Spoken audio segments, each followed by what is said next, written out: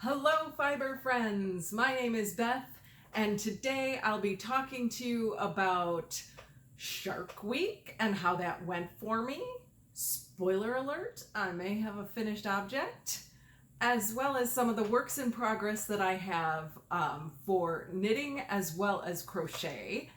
And I'll be talking about the comments, and a lot of that centers around crochet and people's experience with it and how it relates to knitting. So should be an interesting one when we talk about comments today. And I feel like there's something I'm missing. What am I forgetting, you guys? If you're new here, my name is Beth. You can find me at these places elsewhere on the internet. And I love to knit, I love to crochet, I love to share all of that with my friends here on YouTube as well as on Instagram and on Ravelry. I like to keep it sort of contained on Ravelry so that I can keep track of what I'm doing, and so that if any of you are interested in doing similar projects to me, you can look at what I have posted and how I've modified things for my own needs. So, with all the introductions out of the way, thank you for spending some time with me today. I'm gonna roll right into Shark Week and how that went. So, the shark did not get me. This is my row by row sampler cowl. It is a design by Irene Designs of 3-Ply Podcast, and this item was is being sold. The pattern is being sold to benefit the 3-Ply Podcast Frivolous and Frugal meetup happening in Hoffman Estates, Illinois next weekend. So if you're interested, this is a great pattern to buy. I love how this turned out. This has a lot of beautiful texture in it, which is of course my favorite. And I love this. I can see myself wearing this under my winter coat. I have a green winter coat, and I love the the combination of purple and green together. So I think this will look really nice under my coat. And I think it would look good with a lot of colors. So should be nice to keep my neck warm this winter. Wow, it's turning dark outside all of a sudden. I actually, before I started, I put my phone into like a holder thing, one of those you can get on Amazon, that, holds my phone up so that I can get a good angle of filming from my phone. And when I put the camera on, I was seeing a view out my window, and it was so beautiful that I took a picture before I flipped the camera to be aimed at me. So I'll have to show that somewhere on the screen. Anyhow, row by row sampler cowl, fun to knit. I finished it for Shark Week, which was a challenge hosted by the Politically Incorrect Knitters on Instagram, as well as on the Telegram app. They had a group where we all talked about our projects, and that was a lot of fun. It was a lot of fun to follow along. And I finished this, I cast it on Tuesday of last week, and I completed it, I think, by Friday. Actually, I remember, I don't remember what night. I think it was Friday night. I remember I was binding off, and I was so tired in the middle of the bind off that I was like, okay, I don't have to bind this off tonight. I'm not in a race. I was in a race. I was in a race to beat the shark, but I had so much time to beat the shark that I knew I'd finish it on time. So I bound this off before we even had our little Zoom night together. And this was complete in plenty of time to not get bitten by the shark and have to frog it. So after I completed that, I think it was Monday. No, it was Sunday night. Sunday night, I decided, all right, I did not give myself enough challenge. I want to do a pair of shorty socks because I had this adorable picnic set, which came with minis from Wyoming Yarns, and they still have this. So look at these cute socks. So I started knitting this, and I knew if I really, really wanted to, I probably could have finished it beforehand, but I did not officially enter these into the Shark Week Challenge. This pattern is Sisters Not Twins. It is a design by Corrine Walcher, and it was made for this this weight of yarn. This is an 80-20 superwash nylon blend, and I decided to do this because it was, well, I had it already. I'm not sure if that's a free pattern and that's why I had it, but I had the pattern and I was like, oh, easy, shorty socks, I'll do it. And I like the idea of this pattern that has different cuffs. So the cuffs and the heels are different, and then the toes will be like, so this variegated color I have as the colorway for the cuff on this one, and so the toes on this one will be that too. Now I could have finished on time if I really, really wanted to, maybe, because I'm on to the toes. And I got home from knit night this week on Tuesday, and Tuesday was the deadline at midnight Eastern. I got home about 9:30, so I had an hour and a half to go, and I was like, it's not that important to me. I don't have to frog this because I did not officially enter it. So that's my whole thing. Now, with that being said, I don't have to frog this. Let me show you the texture. Isn't this pretty? Isn't that cute?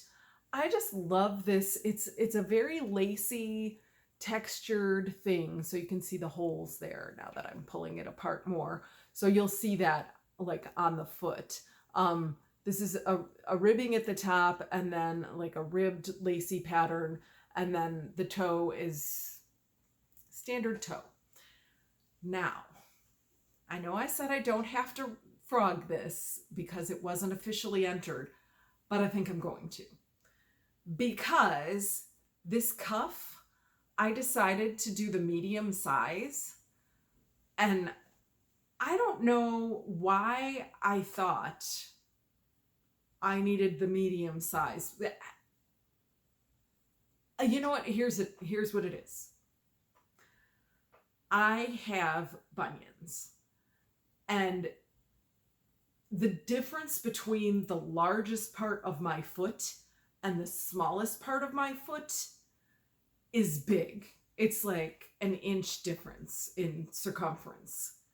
And so my ankle is more similar to the size of the smaller part of my foot, my instep, than it is to the ball of my foot where the bunions are. So I have always measured when you look at sock patterns, they always say measure the widest part of your foot. So I've always gone by that, and then kind of looked at my sizing that way, and it's usually worked out for me. And I think that now this pattern didn't specify you should do this size if your the widest part of your foot is this size. It just said that this will give you an 8-inch circumference if you do this size. And then like there was a 7-inch, an 8-inch, and a 9-inch. And I'm pretty sure that's like finished size. Well, with socks, you need negative ease. And so and for those of you who are new to this, negative ease means it fits snugly.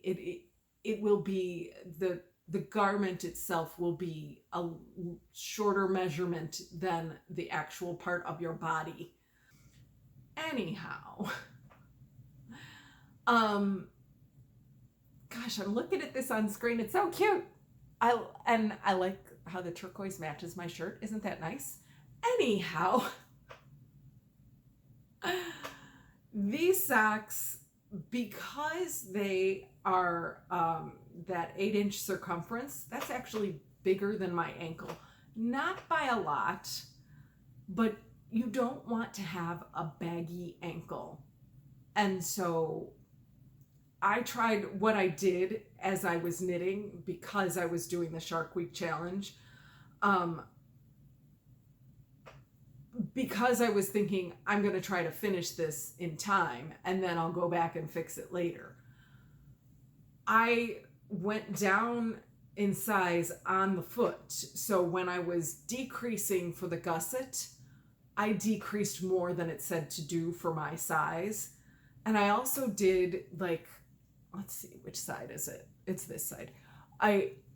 So you can see, maybe you can't see, but there are lace holes on this side that are not up here because I did some decreasing in that area too.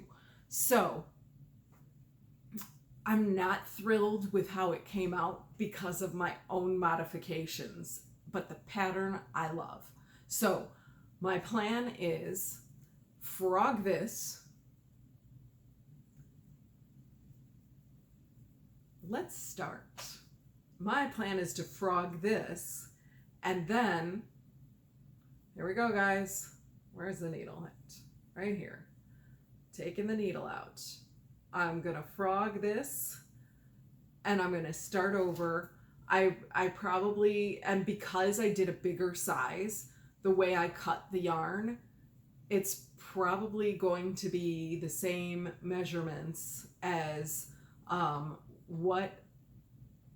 it's going to be where I cut the yarn is going to work out for the size that I need to knit next time, because it'll be smaller. So I won't need as much yarn for each section as I needed the first time. So there it goes, you guys. First one being frogged. Wow, this goes so fast compared to knitting. I'm a little bit disappointed. But at the same time, I'm gonna be happier with the socks the size that I want them to be. And I will get to reknitting them. But first up is the summer tops. Before I reknit these socks, and maybe I'll cast them on again, because I like to do multiple projects at the same time. But before I do get to knitting these socks again, I'm going to be altering some summer tops and finishing what I have to finish, and it'll all be a wonderful, fabulous thing. So, what else did I have? Oh, so that was my first whip. but now it's a frog. Well, not entirely yet. I'm gonna whip it to fully frogged. So, my next whip that I have that I want to talk about is the summer top that I have been working on little by little through the summer, and I have already rolled up my red stripe. Let's get this off my lap. And my Lionshead top is the next thing I want to talk about. This is a pattern by Irina and Anikeeva, and it is one that I've had to modify for my gauge because of the yarn I chose. Ooh, look, I match again. Really, there's not a whole lot of progress on this because I was so focused on Shark Week. This marks where I was last time I recorded, and this is the shoulder seam that I love to show so much because I love the texture on it. And then here's a close-up of the texture of the rest of it that I counted on Ravelry from all the other projects. And so it is a sideways knit tee. It will be sitting on me like this. So this is the right shoulder. So these chart repeats go sideways like that, and I'm just loving it. I'm just loving it. Now, this is one takes a lot of focus. Typically speaking, I limit it to, well, I shouldn't say limit it. I limit it to, I was going to say 2 rows a day, but 2 rows a sitting is kind of more accurate. That, you know, generally speaking, if I'm sitting and knitting, I'm not going to want to knit more than 2 rows because it's just too much focus. And I like that about this because I do like to focus on projects, but only for a certain amount of time. The other whip that I have going is the crochet whip that's sort of made all the comments as intricate and as crochet focused as they are. So I thought it would be appropriate to talk about this last. You guys, these triangles, why aren't they on top? I did, while we were on the politically incorrect knitters Shark Week Challenge Zoom, I was working on these cute little triangles. This is for the Rena sweater. It is a pattern by Alison Green, and I did 15 of these while I was on that Zoom call, which I feel like I probably could have done more if I wasn't like talking and distracted and everything. But so I did 15 of these and I need 44, so it'll be a while until I'm finished with that. Now, what I wanted to say about this, I was watching Knitty Natty this week, and I probably was behind an episode or two. I don't know. I'm pretty sure I watched 2 episodes this week. Oh, she had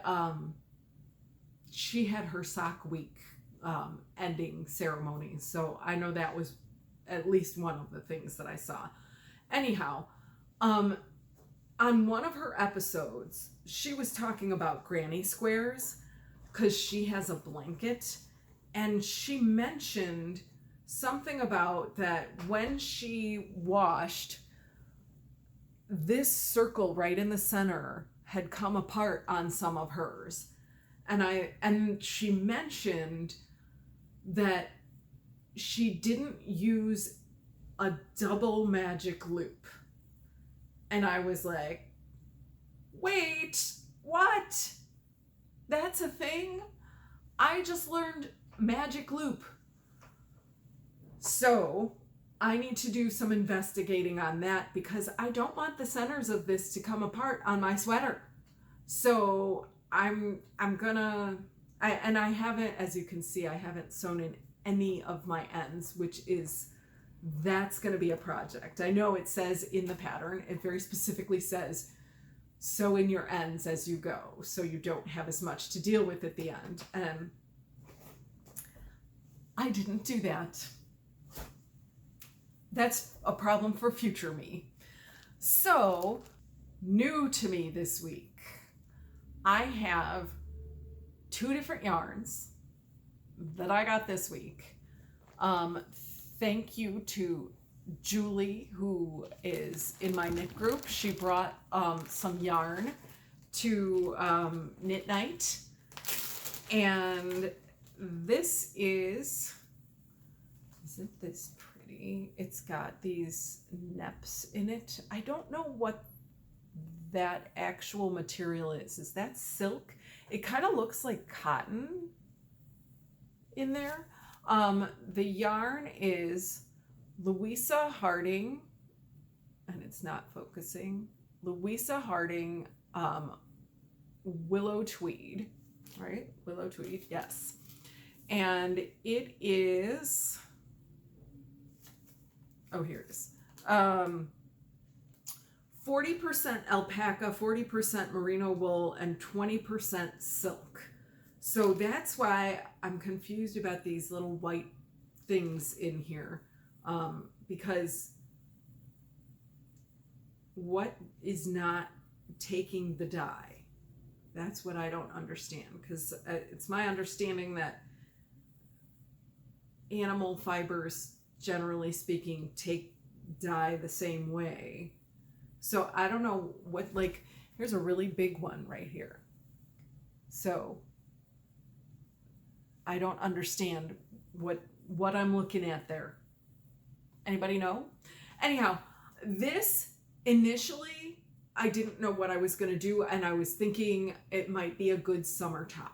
There is someone I follow on Instagram, Teti's Knit Garden, and I'll put the pattern up here because I decided that I wanted to do this Volia blouse because it is this super cute boho looking, I love the way she did it.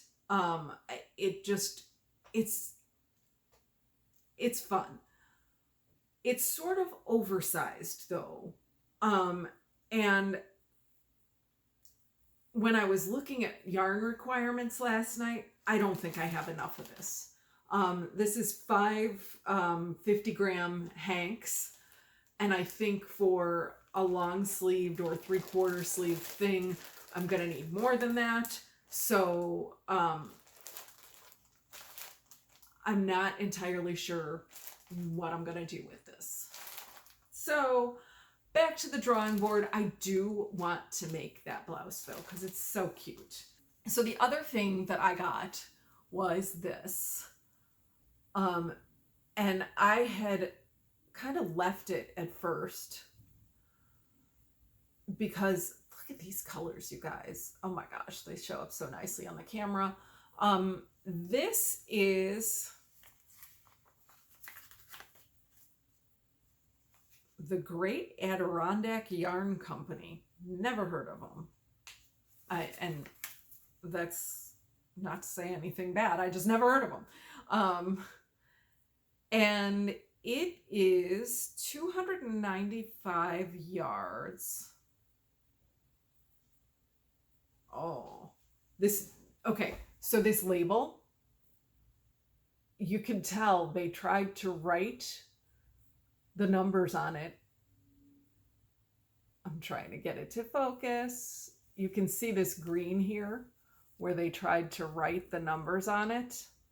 And then that I can kind of tell, but I think it's 50% Angora, 25 merino.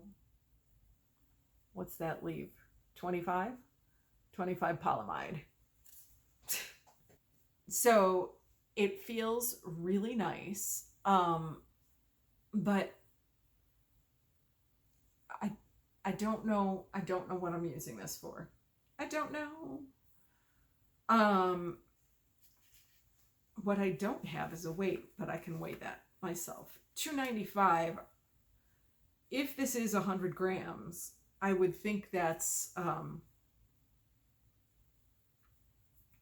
is that DK? I don't know. Anyhow, it's pretty. I will find something to do with this. Thank you, Julie.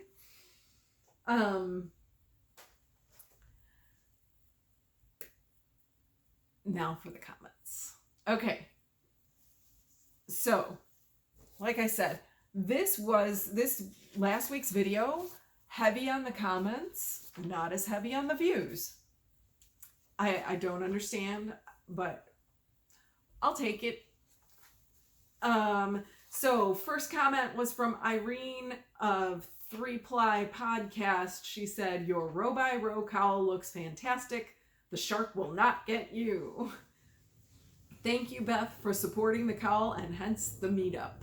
So thank you, Irene, for making this pattern design and giving me a way to help support the meetup, because that's coming up next week. I'm so excited. I had some very kind things that were said to me by Cheryl of Wise Owl Knits, Susan of Delightful Works, Julia, who's a new commenter, and Lucille. So thank you all for your kind words. I'm happy to hear your updates and any contribution you have to the conversation. As far as crochet, you guys, like so much was said. Okay, so I want to say this all started from Wendy saying that she is not a crocheter. She only knits. She saw the sweater that I'm making on another person and wanted to make it herself, but she doesn't crochet. So Wendy says, thanks for the encouragement. I will crochet that Rena sweater. Holding you to it. Thank you for showing your baton twirling. In case you didn't see it, you might want to check out the last video at the very end. That looks like fun with lots of practice. So I said, you watched to the bitter end. Yes, it took lots of practice. Can't wait to see Irina sweater. And she says, yes, I did. I'll let you know when I start that sweater. So, then Sharon, now I think Sharon's comment might have been before Wendy's. I'm not sure, because YouTube arranges comments in a way that I don't entirely understand. I think it might be like the most popular, or I don't know what. Anyhow, Sharon says, I had one of those knitting spool thingies when I was a kid. So in case you didn't see last week, I was talking about like a wooden spool with nails on top, and you just kind of like turn it and you weave the yarn around and you bring the yarn over and it makes an I-cord. She says, they've been around a long time. I don't think I did anything but make snakes with it. I learned crochet after learning to knit. I agree, if you know how to knit, it's easy to learn crochet. The hardest thing for me at first was when crocheting back and forth, knowing where to put the hook to start the second row after turning. Once I learned to read the stitches and which top loop belonged to which stitch, it was easy. I hold my yarn in my left hand the same way I hold it for crochet. So, meaning when she knits, because she did say continental. I have a tendency when I'm reading, if something's in parentheses, I read everything around the parentheses first and then go back to understand what the parentheses were for, because parentheses are to say, are to clarify. So I almost like delete them from what's first being said and then go back and read them to clarify. So it's just a quirk of mine. Anyhow, yeah, so that's going to be part of the learning process, is like finding that spot. Where's my... So in the top here, that spot where you need to put your... I'm trying to get it so that it focuses on the yarn and not my face, but it looks very similar to a knit stitch. Lordy bee. Okay, there we go. Make my shirt the background. So nope, doesn't want to focus. Good Lord. Okay, there we go. I think. Okay, so you can see right here, this is the top of the stitch below it. So it looks very similar to a knit stitch going across the top of the work. So that is where you want to put the hook through, and learning where exactly that is that you need to put your hook through for each stitch, that's the hard part, because it kind of sits askew from where the stitch goes down, and that's definitely part of the learning curve in crochet. So, you taking notes, Wendy? Are you ready? Okay. Now, Doris said, my mother-in-law taught me to crochet. It was a doily made with crochet thread and a small hook. By the time I got finished, I knew all of the stitches. And I was like, wow, that sounds like a hard project. But definitely a good way to learn. Something where it's like, okay, let's go through all the stuff, and now you can crochet anything. So I think it's a great idea. And then she says that she went on to teach herself to knit using a leaflet by Leisure Arts. She says, I am 79 years next month. Never envisioned being that old, but am happy to have achieved it. Well, happy almost birthday. I hope I make it that long. Or do I? I am glad you're still kicking, Doris. Keep at it. 79 is not that old. Especially given that the president of our United States is almost there. Anyhow, Kendra, no, not yet, Kendra. I've got somebody else that I wanted to mention about crochet, because Kendra's not talking about crochet. Olia said, I think it's very advantageous to be able to crochet as well as knit. I have done both and use them interchangeably in my crafting life. Crochet is faster but eats up more yarn, while knitting uses less yarn but tends to be a little slower. The fabric characteristics are also a little different. Knitting is definitely more stretchy, while crochet is sturdier. I prefer crochet for making blankets, as they go much, much quicker in crochet, or any other projects that need to be done quick. Socks, on the other hand, are best knitted. Agreed. And what I said to her is, I agree that having both skills is a great advantage, And this is a great summary of the different aspects of the two crafts. I love it. She's said it very succinctly. The different pieces that, the different reasons that you would use the different types of craft. Love it. Thank you. Now Kendra says, always fun to watch you. Thank you. The orange sweater reminds me of the Knitting Pure and Simple summer cardigan. The raglan increases look different, but the construction looks the same, so you might take a look. And I did take a look. It does look very similar. She's right about the raglan being different. This is that project. I just kind of draped it over my chair.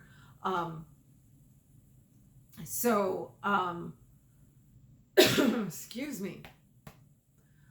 Now I'm remembering another comment that I have that I don't think I printed out. Sometimes when I highlight the comments, what I do is I highlight them to copy and paste into Word. And sometimes when I highlight, it actually skips over some. So, back to what Kendra said, I looked at it and it does look very similar. It's a different yarn though. It's a heavier yarn in that other one. So I appreciate you finding something that's similar. I don't know that it's the same, and I don't think I even said this yarn I think is probably like a sport weight of a yarn. I don't, it might be a heavy fingering, so I don't think that's the exact one, and I maybe should have given more detail in order for people to help me out figuring out what that is.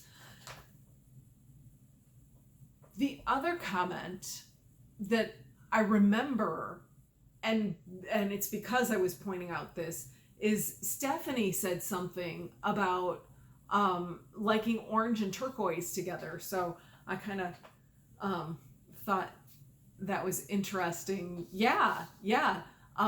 So I don't know how I missed printing out your comment, Stephanie, but thank you for commenting.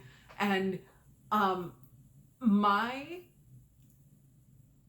have sort of a specific memory of orange and turquoise that I always thought it was an odd combination, to be honest.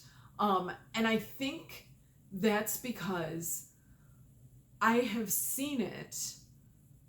There was a baton twirling group when I was a kid. They were called the Naperville Stepperettes. So that's nearby, but not close enough that I would want to drive there every week for lessons. But their colors were orange and turquoise. And that was like every year they'd have, I mean, not every year would they change costumes, but frequently they would change costumes over the years. And they would always have orange and turquoise. And I always thought, I don't understand that combination. That to me, it's not my thing. That's all. Not to discount anyone else's preference in that, because, you know, feel free, just not my thing. But I'm looking forward to seeing you at the meetup, Stephanie. And last but not least, where'd it go? Selfish Knitter said, loved the Easter egg. There are so many patterns. Oh, and thank you for that. There are so many patterns that I took another look at after seeing them in person. I don't have great vision or scope of imagination for seeing things in other colors, so I'm guilty of scrolling past a lot of patterns without really thinking about them. That's kind of what I was talking about in my last episode. Yep. Your campsite cardie, for example, is one that I never would have considered making in a variegated colorway. Sarah's Chance of Snow cardigan made me think that I really need something like that in a neutral color. And of course, the faux set. So, yeah. Looking at patterns, if it's not your colors, not things that you gravitate to, sometimes you just go right past them. And especially especially seeing them in person. I even think, like, if I saw something in colors that I don't particularly like, in colors that I don't particularly like or gravitate to, that if I saw it in person, because of that whole knit quality to it, or even crochet, depending on what it is, I might say, oh, I need to make that in colors that I like better for me. So, yeah, it's a thing. Anyhow, that's all the comments this week. I appreciate you stopping by. I don't think I have any Easter eggs to add in this week, although last week I had no intention of adding that. It was something I had recorded well back. In fact, I even thought, oh, that's before I lost the weight. Trying to not be vain, I decided I'm going to put this in as a little Easter egg. And I even thought maybe I'll crop it and do it as a short on my YouTube channel. Or even maybe I'll put that thing on Instagram as a short. Wait, they don't call them shorts on Instagram. What do they call it on Instagram? A reel. So I don't know. We'll see. I'll have extra time this weekend because I am recording on Thursday this week, and I'm doing that because Thursday of next week I am leaving for the Frivolous and Frugal 3-Ply podcast meetup in Hoffman Estates, Illinois, and I am excited to go there and meet with some knitting friends. It doesn't officially start until, is it Friday or Saturday? I don't know, but I'm going early in the hopes that other knitters will go early too. And if not, I might, have some time in their indoor pool or just hang out by myself knitting in the lobby. I don't know. Anybody want to meet me there? Come on down. All right. Until next time, thank you for watching. I appreciate all the likes, subscribes, the comments, anything you feel you want to talk about, drop it in the comments below and I may be talking about it next time. Until then, like, subscribe, survive and thrive. Thanks for watching.